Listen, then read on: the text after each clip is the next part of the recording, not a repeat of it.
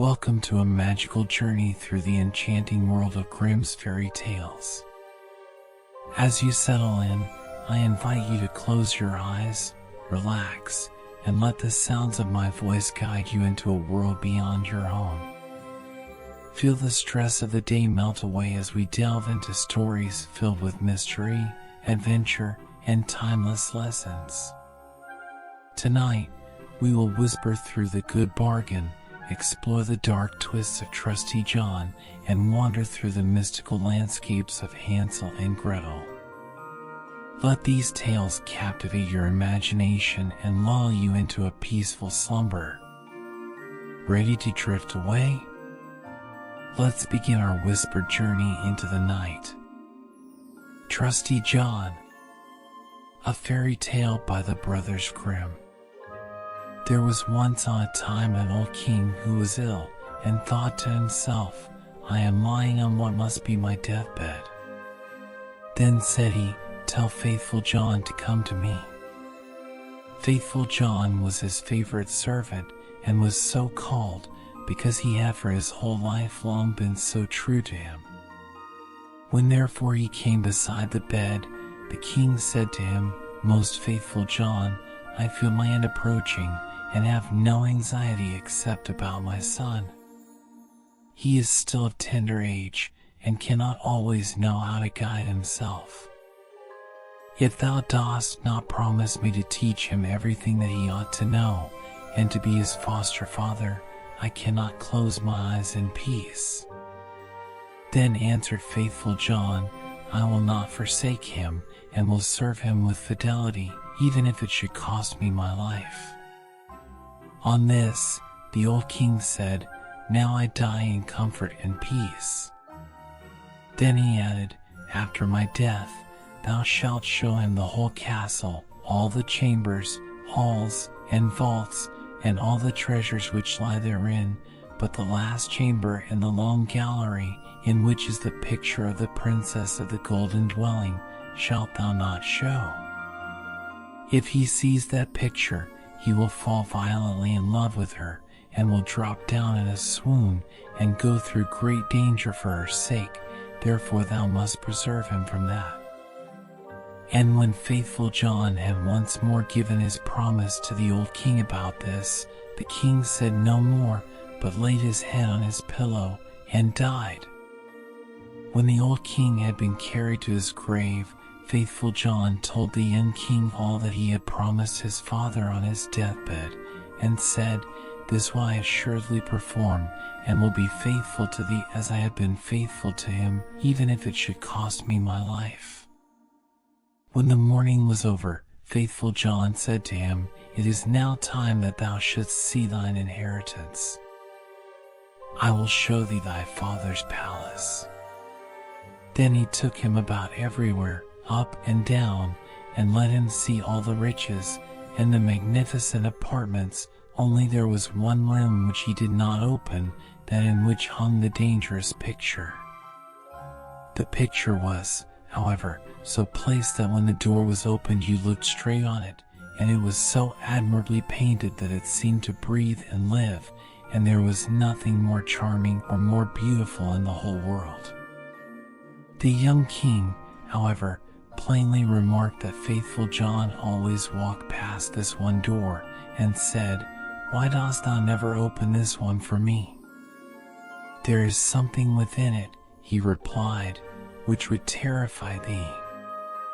But the king answered, "I have seen all the palace, and I will know what is in this room also," and he went and tried to break open the door by force. Then Faithful John held him back and said, "I promised thy father before his death that thou shouldst not see that which is in this chamber. It might bring the greatest misfortune on thee and on me." "Ah, no," replied the young king, "if I do not go in, it will be my certain destruction.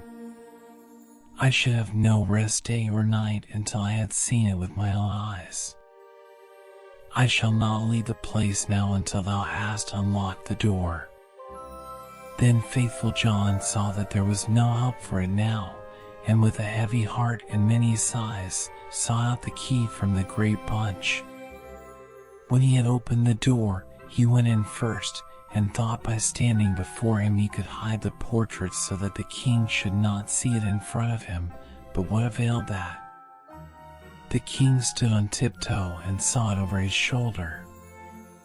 And when he saw the portrait of the maiden, which was so magnificent and shone with gold and precious stones, he fell fainting to the ground. Faithful John took him up, carried him to his bed, and sorrowfully thought, "The misfortune has befallen us. Lord God, what will be the end of it?" Then he strengthened him with wine until he came to himself again. The first words the king said were, "Ah, the beautiful portrait. Whose is it?" "That is the princess of the golden dwelling," answered faithful John. Then the king continued, "My love for her is so great that if all the leaves on all the trees were tongues, they could not declare it. I will give my life to win her. Thou art my most faithful John, thou must help me." The faithful servant considered within himself for a long time how to set about the matter, for it was difficult even to obtain a sight of the king's daughter. At length he thought of a way, and said to the king, "Everything which she has about her is of gold: tables, chairs, dishes, glasses, bowls, and household furniture. Among thy treasures are 5 tons of gold. Let one of the goldsmiths of the kingdom work these up into all manner of vessels and utensils, into all kinds of birds, wild beasts, and strange animals, such as may please her, and we will go there with them and try our luck." The king ordered all the goldsmiths to be brought to him, and they had to work night and day until at last the most splendid things were prepared. When everything was stowed on board a ship, faithful John put on the dress of a merchant, and the king was forced to do the same in order to make himself quite unrecognizable. Then they sailed across the sea, and sailed on until they came to the town wherein dwelt the princess of the golden dwelling. Faithful John bade the king stay behind on the ship and wait for him. "Perhaps I shall bring the princess with me," said he, "therefore see that everything is in order, have the golden vessels set out and the whole ship decorated." Then he gathered together in his apron all kinds of gold things, went on shore and walked straight to the royal palace. When he entered the courtyard of the palace, a beautiful girl was standing there by the well with 2 golden buckets in her hand, drawing water with them. And when she was just turning round to carry away the sparkling water, she saw the stranger and asked who he was. So he answered, "I am a merchant," and opened his apron and let her look in. Then she cried, "Oh, what beautiful gold things," and put her pails down and looked at the golden wares one after the other. Then said the girl, "The princess must see these. She has such great pleasure in golden things that she will buy all you have." She took him by the hand and led him upstairs, for she was the waiting maid. When the king's daughter saw the wares, she was quite delighted and said, "They are so beautifully worked that I will buy them all of thee." But faithful John said, "I am only the servant of a rich merchant. The things I have here are not to be compared with those my master has in his ship. They are the most beautiful and valuable things that have ever been made in gold." She wanted to have everything brought to her there, but he said, "There are so many of them that it would take a great many days to do that, and so many rooms would be required to exhibit them that your house is not big enough." Then her curiosity and longing were still more excited, until at last she said, "Conduct me to the ship. I will go there myself, and behold the treasures of thy master." On this faithful John was quite delighted, and led her to the ship, and when the king saw her, he perceived that her beauty was even greater than the picture had represented it to be, and thought no other than that his heart would burst in twain. Then she got into the ship, and the king led her within. Faithful John, however, remained behind with the pilot and ordered the ship to be pushed off, saying, "Set all sail, till it fly like a bird in air." Within, however, the king showed her the golden vessels, every one of them, also the wild beasts and strange animals. Many hours went by whilst she was seeing everything, and in her delight she did not observe that the ship was sailing away. After she had looked at the last, she thanked the merchant and wanted to go home, but when she came to the side of the ship, she saw that it was on the deep sea far from land, and hurrying onwards with all sails set. "Ah," cried she in her alarm, "I am betrayed. I am carried away and have fallen into the power of a merchant. I would die rather." The king, however, seized her hand and said, "I am not a merchant.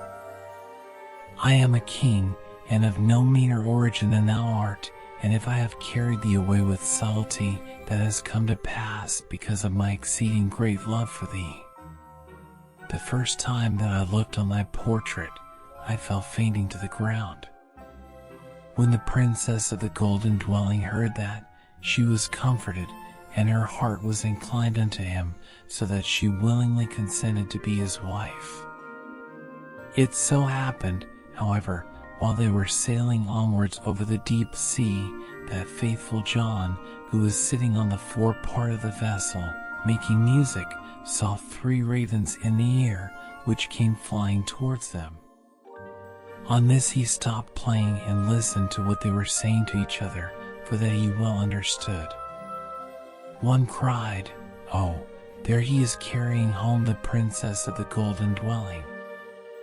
"Yes," replied the second, "but he has not got her yet." Said the third, "But he has got her, she is sitting beside him in the ship." Then the first began again, and cried, "What good will that do him? When they reach land, a chestnut horse will leap forward to meet him, and the prince will want to mount it, but if he does that, it will run away with him, and rise up into the air with him, and he will never see his maiden more." Spake the second, "But is there no escape?" "Oh, yes, if anyone else gets on it swiftly, and takes out the pistol which must be in its holster, and shoots the horse dead with it, the young king is saved. But who knows that? And whosoever does know it, and tells it to him, will be turned to stone from the toe to the knee." Then said the second, "I know more than that, even if the horse be killed, the young king will still not keep his bride. When they go into the castle together, a wrought bridal garment will be lying there in a dish, and looking as if it were woven of gold and silver. It is, however, nothing but sulfur and pitch, and if he put it on, it will burn him to the very bone and marrow." Said the third, "Is there no escape at all?" "Oh, yes," replied the second, "if anyone with gloves on seizes the garment and throws it into the fire and burns it, the young king will be saved. But what avails that? Whosoever knows it and tells it to him, half his body will become stone from the knee to the heart." Then said the third, "I know still more, even if the bridal garment be burnt, the young king will still not have his bride. After the wedding, when the dancing begins and the young queen is dancing, she will suddenly turn pale and fall down as if dead, and if someone does not lift her up and draw 3 drops of blood from her right breast and spit them out again, she will die. But if anyone who knows that were to declare it, he would become stone from the crown of his head to the sole of his foot." When the ravens had spoken of this together, they flew onwards, and faithful John had well understood everything, but from that time forth he became quiet and sad, for if he concealed what he had heard from his master, the latter would be unfortunate, and if he discovered it to him, he himself must sacrifice his life. At length, however, he said to himself, I will save my master, even if it bring destruction on myself. When therefore they came to shore, all happened as had been foretold by the ravens, and a magnificent chestnut horse sprang forward. Good, said the king, he shall carry me to my palace, and was about to mount it when faithful John got before him, jumped quickly on it, drew the pistol out of the holster, and shot the horse. Then the other attendants of the king, who after all were not very fond of faithful John, cried, How shameful to kill the beautiful animal that was to have carried the king to his palace. But the king said, Hold your peace and leave him alone, he is my most faithful John, who knows what may be the good of that. They went into the palace, and in the hall there stood a dish, and therein lay the bridal garment, looking no otherwise than as if it were made of gold and silver. The young king went towards it and was about to take hold of it, but faithful John pushed him away, seized it with gloves on, carried it quickly to the fire and burnt it. The other attendants again began to murmur, and said, Behold, now he is even burning the king's bridal garment. But the young king said, Who knows what good he may have done, leave him alone, he is my most faithful John. And now the wedding was solemnized, the dance began, and the bride also took part in it. Then faithful John was watchful and looked into her face, and suddenly she turned pale and fell to the ground, as if she were dead. On this he ran hastily to her, lifted her up and bore her into a chamber. Then he laid her down, and knelt and sucked the 3 drops of blood from her right breast, and spat them out. Immediately she breathed again and recovered herself, but the young king had seen this, and being ignorant why faithful John had done it, was angry and cried, Throw him into a dungeon. Next morning faithful John was condemned, and led to the gallows, and when he stood on high, and was about to be executed, he said, Everyone who has to die is permitted before his end to make one last speech. May I too claim the right? Yes, answered the king, it shall be granted unto thee. Then said faithful John, I am unjustly condemned, and have always been true to thee. And he related how he had hearkened to the conversation of the ravens while in the sea, and how he had been obliged to do all these things in order to save his master. Then cried the king, Oh, my most faithful John! Pardon, pardon, bring him down. But as faithful John spoke the last word, he had fallen down lifeless and become a stone. Thereupon the king and the queen suffered great anguish, and the king said, Ah, how I have requited great fidelity, and ordered the stone figure to be taken up and placed in his bedroom beside his bed. And as often as he looked on it he wept and said, Ah, if I could bring thee to life again, my most faithful John. Some time passed, and the queen bore twins, 2 sons who grew fast and were her delight. Once when the queen was at church and the 2 children were sitting playing beside their father, the latter full of grief again looked at the stone figure, sighed and said, Ah, if I could but bring thee to life again, my most faithful John. Then the stone began to speak and said, Thou canst bring me to life again if thou wilt use for that purpose what is dearest to thee. Then cried the king, I will give everything I have in the world for thee. The stone continued, If thou wilt cut off the heads of thy 2 children with thine own hand, and sprinkle me with their blood, I shall be restored to life. The king was terrified when he heard that he himself must kill his dearest children, but he thought of faithful John's great fidelity, and how he had died for him, drew his sword, and with his own hand cut off the children's heads. And when he had smeared the stone with their blood, life returned to it, and faithful John stood once more safe and healthy before him. He said to the king, "Thy truth shall not go unrewarded," and took the heads of the children, put them on again, and rubbed the wounds with their blood, on which they became whole again immediately, and jumped about, and went on playing as if nothing had happened. Then the king was full of joy, and when he saw the queen coming, he had faithful John and the 2 children in a great cupboard. When she entered, he said to her, "Hast thou been praying in the church?" "Yes," answered she, "but I have constantly been thinking of faithful John and what misfortune has befallen him through us." Then said he, "Dear wife, we can give him his life again, but it will cost us our 2 little sons, whom we must sacrifice." The queen turned pale, and her heart was full of terror, but she said, "We owe it to him for his great fidelity." Then the king was rejoiced that she thought as he had thought, and went and opened the cupboard, and brought forth faithful John and the children, and said, "God be praised, he is delivered, and we have our little sons again also," and told her how everything had occurred. Then they dwelt together in much happiness until their death.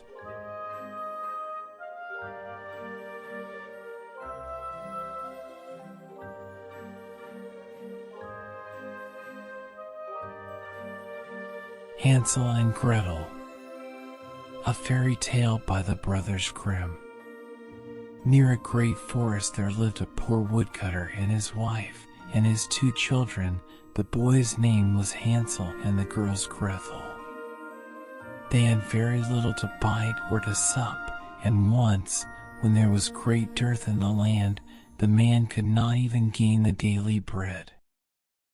As he lay in bed one night thinking of this, and turning and tossing, he sighed heavily, and said to his wife, "What will become of us? We cannot even feed our children. There is nothing left for ourselves." "I will tell you what, husband," answered the wife. "We will take the children early in the morning into the forest, where it is thickest. We will make them a fire, and we will give each of them a piece of bread. Then we will go to our work and leave them alone. They will never find the way home again, and we shall be quit of them." "No, wife," said the man, "I cannot do that. I cannot find in my heart to take my children into the forest and to leave them there alone. The wild animals would soon come and devour them." "Oh, you fool," said she, "then we will all 4 starve. You had better get the coffins ready," and she left him no peace until he consented. "But I really pity the poor children," said the man. The 2 children had not been able to sleep for hunger, and had heard what their stepmother had said to their father. Gretel wept bitterly, and said to Hansel, "It is all over with us." "Do be quiet, Gretel," said Hansel, "and do not fret. One will manage something." And when the parents had gone to sleep, he got up, put on his little coat, opened the back door, and slipped out. The moon was shining brightly, and the white flints that lay in front of the house glistened like pieces of silver.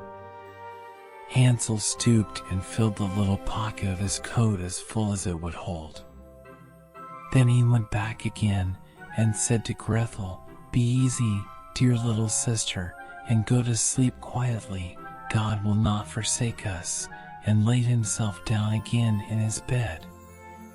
When the day was breaking, and before the sun had risen, the wife came and awakened the 2 children, saying, "Get up, you lazy bones, we are going into the forest to cut wood." Then she gave each of them a piece of bread, and said, "That is for dinner, and you must not eat it before then, for you will get no more." Gretel carried the bread under her apron, for Hansel had his pockets full of the flints. Then they set off all together on their way to the forest. When they had gone a little way, Hansel stood still and looked back towards the house, and this he did again and again, till his father said to him, "Hansel, what are you looking at? Take care not to forget your legs." "Oh, father," said Hansel, "I am looking at my little white kitten, who is sitting up on the roof to bid me goodbye." "You young fool," said the woman, "that is not your kitten, but the sunshine on the chimney pot." Of course Hansel had not been looking at his kitten, but had been taking every now and then a flint from his pocket and dropping it on the road. When they reached the middle of the forest, the father told the children to collect wood to make a fire to keep them warm, and Hansel and Gretel gathered brushwood enough for a little mountain jay, and it was set on fire. And when the flame was burning quite high, the wife said, "Now lie down by the fire and rest yourselves, you children, and we will go and cut wood, and when we are ready we will come and fetch you." So Hansel and Gretel sat by the fire, and at noon they each ate their pieces of bread. They thought their father was in the wood all the time, as they seemed to hear the strokes of the axe, but really it was only a dry branch hanging to a withered tree that the wind moved to and fro. So when they had stayed there a long time, their eyelids closed with weariness, and they fell fast asleep. When at last they woke, it was night, and Gretel began to cry, and said, "How shall we ever get out of this wood?" But Hansel comforted her, saying, "Wait a little while longer, until the moon rises, and then we can easily find the way home." And when the full moon got up, Hansel took his little sister by the hand, and followed the way where the flint stones shone like silver, and showed them the road. They walked on the whole night through, and at the break of day they came to their father's house. They knocked at the door, and when the wife opened it and saw that it was Hansel and Gretel, she said, "You naughty children, why did you sleep so long in the wood? We thought you were never coming home again."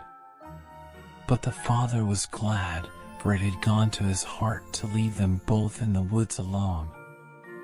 Not very long after that there was again great scarcity in those parts, and the children heard their mother say at night in bed to their father, "Everything is finished up. We have only half a loaf, and after that the tale comes to an end. The children must be off. We will take them farther into the wood this time, so that they shall not be able to find the way back again. There is no other way to manage." The man felt sad at heart, and he thought it would better to share one's last morsel with one's children. But the wife would listen to nothing that he said, but scolded and reproached him. He who says a must say be two, and when a man has given in once, he has to do it a second time. But the children were not asleep, and had heard all the talk. When the parents had gone to sleep, Hansel got up to go out and get more flint stones, as he did before, but the wife had locked the door, and Hansel could not get out.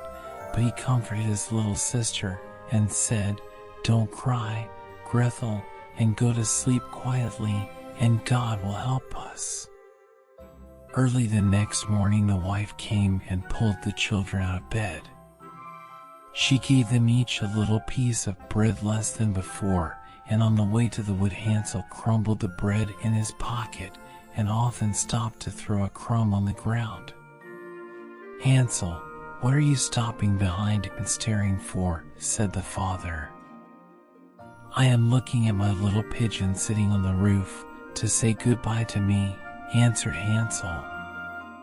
"You fool," said the wife, "that is no pigeon, but the morning sun shining on the chimney pots." Hansel went on as before, and strewed bread crumbs all along the road. The woman led the children far into the wood, where they had never been before in all their lives. And again there was a large fire made, and the mother said, "Sit still there, you children, and when you are tired you can go to sleep. We are going into the forest to cut wood, and in the evening, when we are ready to go home, we will come and fetch you." So when noon came, Gretel shared her bread with Hansel, who had strewed his along the road. Then they went to sleep, and the evening passed, and no one came for the poor children.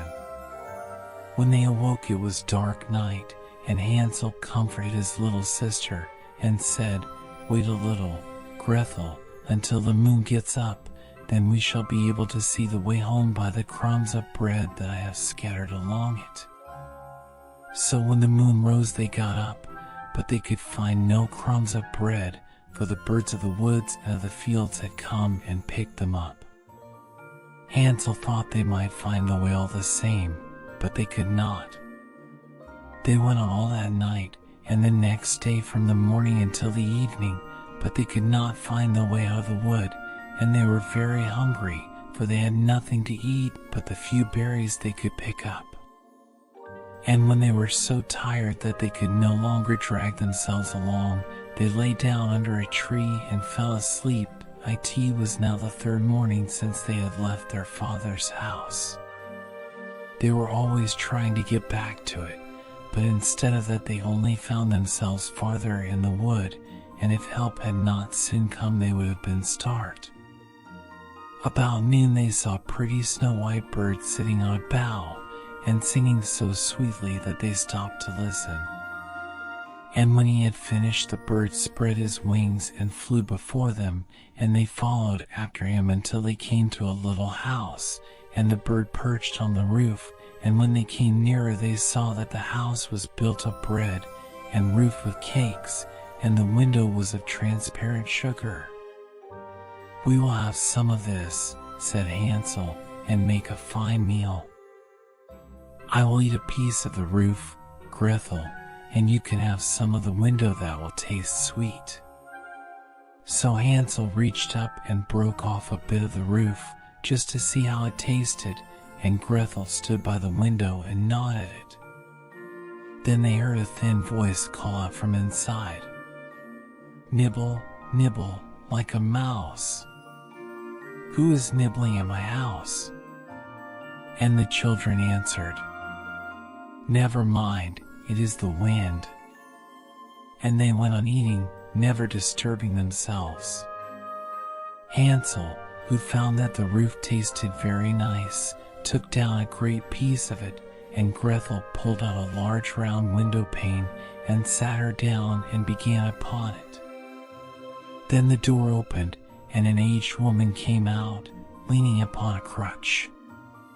Hansel and Gretel felt very frightened and let fall what they had in their hands. The old woman, however, nodded her head and said, "Ah, my dear children, how come you here?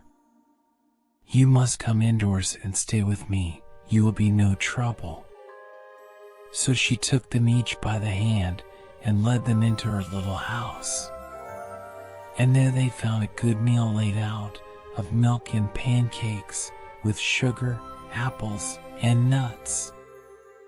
After that she showed them 2 little white beds, and Hansel and Gretel laid themselves down on them and thought they were in heaven. The old woman, although her behavior was so kind, was a wicked witch who lay in wait for children and had built the little house on purpose to entice them. When they were once inside, she used to kill them, cook them, and eat them, and then it was a feast day with her. The witch's eyes were red, and she could not see very far, but she had a keen scent, like the beasts, and knew very well when human creatures were near. When she knew that Hansel and Gretel were coming, she gave a spiteful laugh, and said triumphantly, "I have them, and they shall not escape me." Early in the morning, before the children were awake, she got up to look at them, and as they lay sleeping so peacefully with round rosy cheeks, she said to herself, "What a fine feast I shall have." Then she grasped Hansel with her withered hand, and led him into a little stable, and shut him up behind a grating, and call and scream as he might, it was no good. Then she went back to Gretel and shook her, crying, "Get up, lazy bones, fetch water, and cook something nice for your brother. He is outside in the stable and must be fattened up. And when he is fat enough, I will eat him." Grethel began to weep bitterly, but it was of no use. She had to do what the wicked witch bade her. And so the best kind of victuals was cooked for poor Hansel, while Grethel got nothing but crab shells. Each morning the old woman visited the little stable and cried, "Hansel, stretch out your finger, that I may tell if you will soon be fat enough." Hansel, however, used to hold out a little bone, and the old woman, who had weak eyes, could not see what it was, and supposing it to be Hansel's finger, wondered very much that it was not getting fatter. When 4 weeks had passed and Hansel seemed to remain so thin, she lost patience and could wait no longer. "Now then, Grethel," cried she to the little girl, "be quick and draw water. Be Hansel fat or be he lean, tomorrow I must kill and cook him." Oh, what grief for the poor little sister to have to fetch water, and how the tears flowed down over her cheeks. "Dear God, pray help us," cried she. "If we had been devoured by wild beasts in the wood, at least we should have died together." "Spare me your lamentations," said the old woman, "they are of no avail." Early next morning Grethel had to get up, make the fire, and fill the kettle. "First we will do the baking," said the old woman. "I had heated the oven already, and kneaded the dough." She pushed poor Grethel towards the oven, out of which the flames were already shining. "Creep in," said the witch, "and see if it is properly hot, so that the bread may be baked." And Grethel once in, she meant to shut the door upon her and let her be baked, and then she would have eaten her. But Grethel perceived her intention, and said, "I don't know how to do it. How shall I get in?"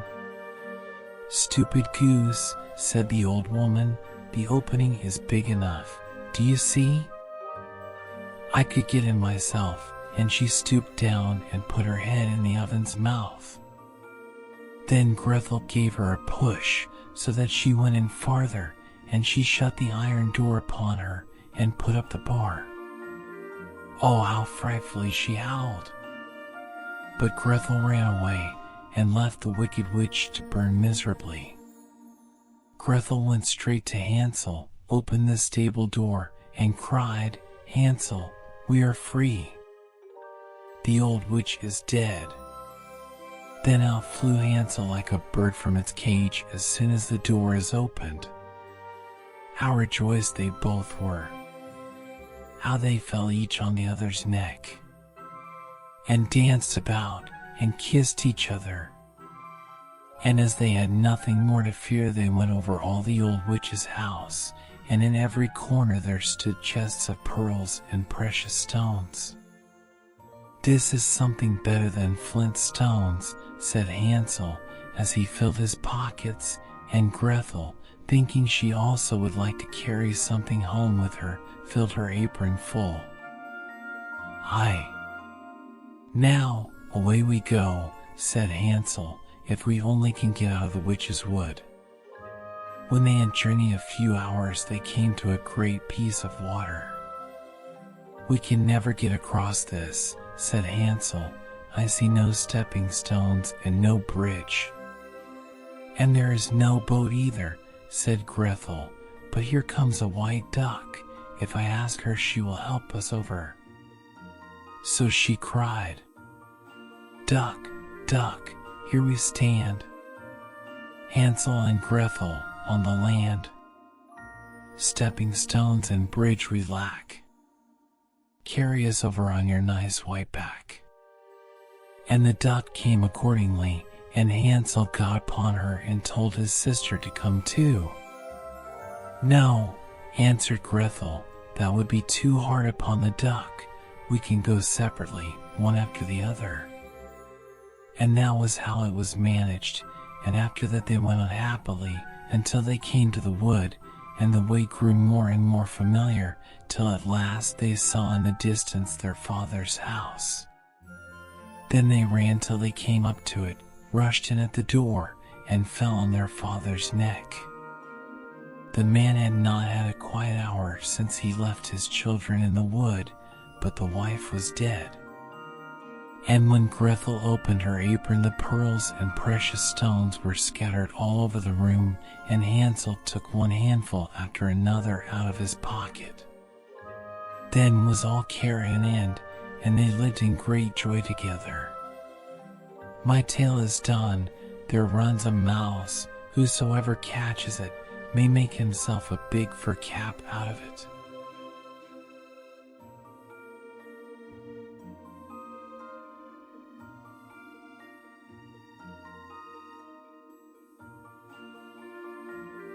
The Good Bargain. A fairy tale by the Brothers Grimm. There was once a peasant who had driven his cow to the fair and sold her for 7 thalers. On the way home he had to pass a pond, and already from afar he heard the frogs crying, "Ike, Ike, Ike, Ike." "Well," said he to himself, "they are talking without rhyme or reason. It is 7 that I have received, not 8. When he got to the water, he cried to them, "Stupid animals that you are! Don't you know better than that?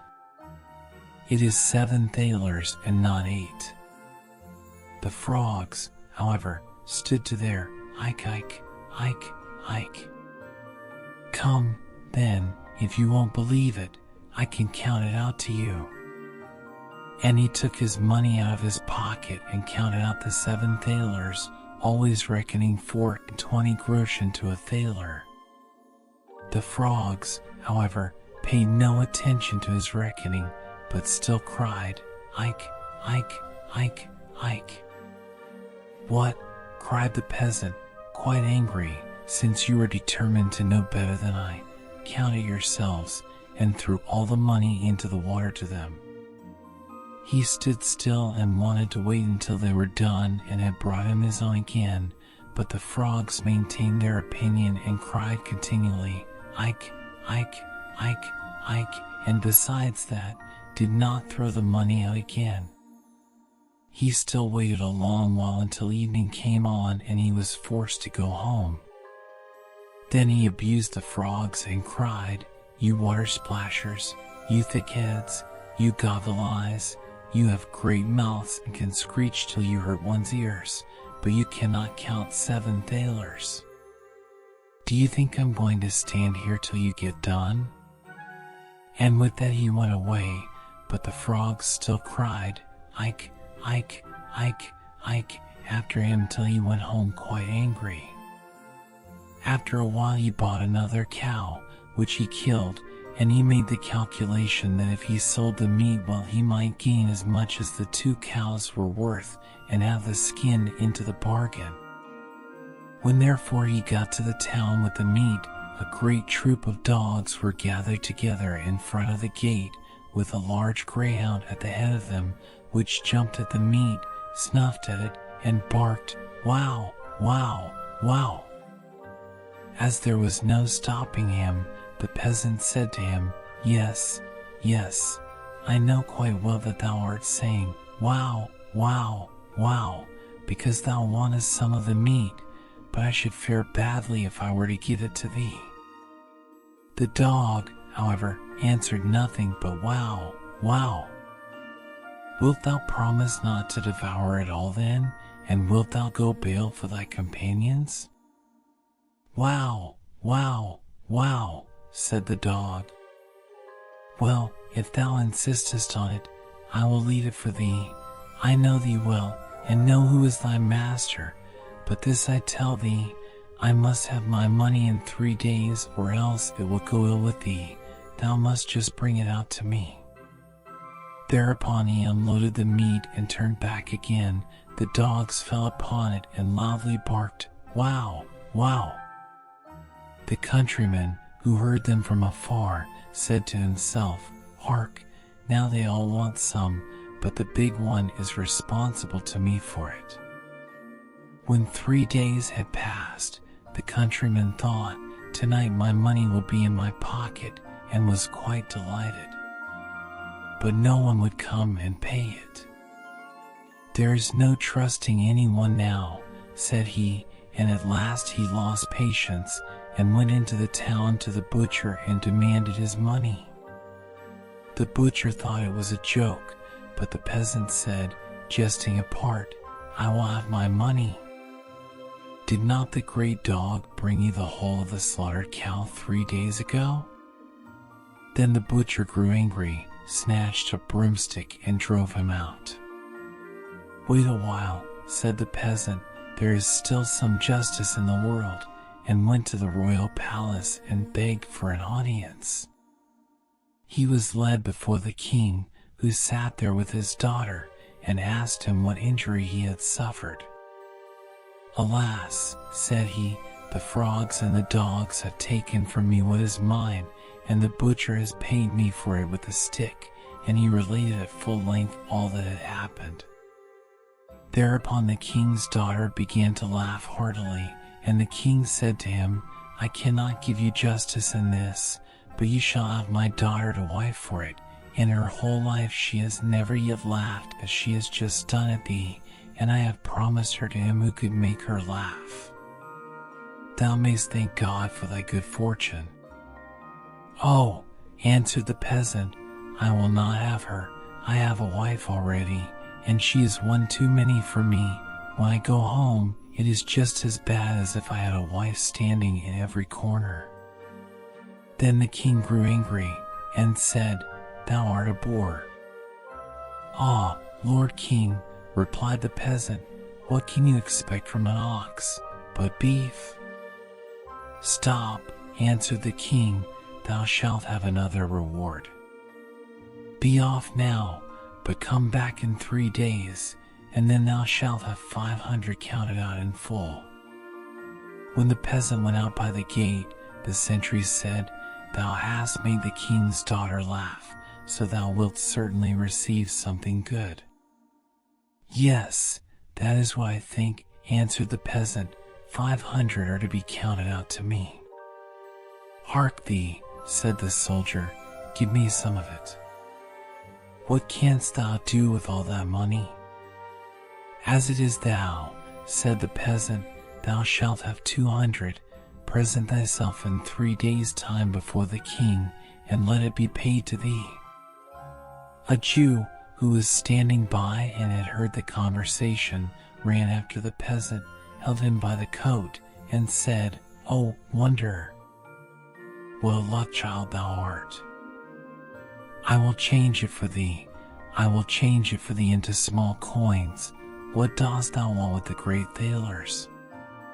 "Jew," said the countryman, 300 canst thou still have. Give it to me at once in coin. In 3 days from this, thou wilt be paid for it by the king." The Jew was delighted with the profit, and brought the sum in bad groschen, 3 of which were worth 2 good ones. After 3 days had passed, according to the king's command, the peasant went before the king. "Pull his coat off," said the latter, "and he shall have his 500. "Ah," said the peasant, "they no longer belong to me. I presented 200 of them to the sentinel, and 300 the Jew has changed for me, so by right nothing at all belongs to me." In the meantime the soldier and the Jew entered and claimed what they had gained from the peasant, and they received the blows strictly counted out. The soldier bore it patiently and knew already how it tasted, but the Jew said sorrowfully, "Alas, alas, are these the heavy thalers?" The king could not help laughing at the peasant, and as all his anger was gone, he said, "As thou hast already lost thy reward before it fell to thy lot, I will give thee something in the place of it. Go into my treasure chamber and get some money for thyself, as much as thou wilt." The peasant did not need to be told twice, and stuffed into his big pockets whatsoever would go in. Afterwards he went to an inn and counted out his money. The Jew had crept after him and heard how he muttered to himself, "That rogue of a king has cheated me after all. Why could he not have given me the money himself, and then I should have known what I had? How can I tell now if what I have had the luck to put in my pockets is right or not?" "Good heavens," said the Jew to himself, "that man is speaking disrespectfully of our Lord the King. I will run and inform, and then I shall get a reward, and he will be punished as well." When the king heard of the peasant's words, he fell into a passion and commanded the Jew to go and bring the offender to him. The Jew ran to the peasant. "You are to go at once to the Lord King in the very clothes you have on." "I know what's right better than that," answered the peasant. "I shall have a new coat made first." "Dost thou think that a man with so much money in his pocket is to go there in his ragged old coat?" The Jew, as he saw that the peasant would not stir without another coat, and as he feared that if the king's anger cooled, he himself would lose his reward, and the peasant his punishment, said, "I will out of pure friendship lend thee a coat for the short time." What will people not do for love? The peasant was contented with this, put the Jew's coat on, and went off with him. The king reproached the countryman because of the evil speaking of which the Jew had informed him. "Ah," said the peasant, "what a Jew says is always false. No true word ever comes out of his mouth. That rascal there is capable of maintaining that I have his coat on." "What is that?" shrieked the Jew. "Is the coat not mine? Have I not lent it to thee out of pure friendship, in order that thou might appear before the Lord King?" When the king heard that, he said, "The Jew has assuredly deceived one or the other of us, either myself or the peasant," and again he ordered something to be counted out to him in hard thalers.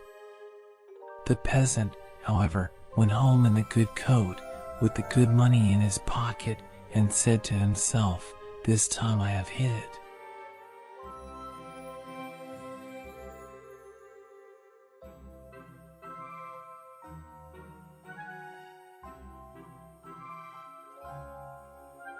As our stories come to a close and the last whispers fade into the night, I hope you feel a sense of peace and relaxation washing over you. Thank you for joining me on this enchanting journey through the timeless tales of the Brothers Grimm. May the magic of these stories accompany you into your dreams, bringing comfort and a touch of wonder. Sleep well, and remember, the world of fairy tales is always just a dream away. Good night and sweet dreams.